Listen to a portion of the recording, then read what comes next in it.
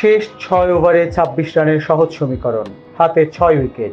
বাংলাদেশ জয়ের ছবিটা দেখে ফেললেও হাল ছাড়েনি শ্রীলঙ্কা। লড়াই নিয়ে গেছেন 19 ওভার অব্দি। মাঝের সময়টা টানটান উত্তেজনা বিরাজ করেছে ডালাসের গ্র্যান্ড প্রেইরি স্টেডিয়ামে। মাহমুদুল্লাহ রিয়াদের অভিজ্ঞতায় গড়া 13 বলে শেষের 16 রানের অপরাজিত ইনিংস এনে দিয়েছে 2 উইকেটের দারুণ জয়। শেষের দিকে নাটকীয় ব্যাটিং ধস বাংলাদেশকে নিয়ে গিয়েছিল হারের মুখে। সহজ ম্যাচ কঠিন করে হলেও জয়ের হাসি হেসেছে নাজমুল হাসান শান্তর দল। আজ শনিবার ডালাসের গ্র্যান্ড প্রেইরি স্টেডিয়ামে লঙ্কানদের দেয়া 125 রানের জবাবে ব্যাট করতে নেমে শুরুতে শঙ্কায় পড়ে গিয়েছিল বাংলাদেশ।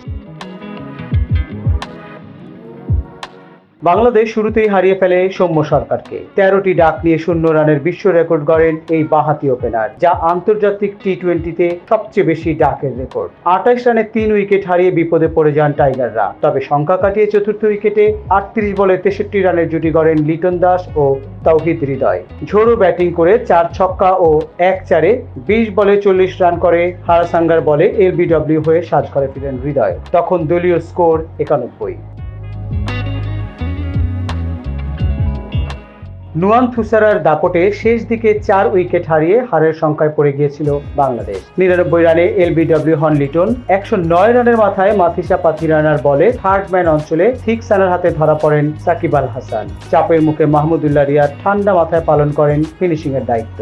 শেষ পর্যন্ত 1 ওভার ও 2 উইকেট হাতে রেখে জয় নিশ্চিত করেন তিনি। 13 বলে 46 রানে অপরাজিত ছিলেন মাহমুদুল্লাহ।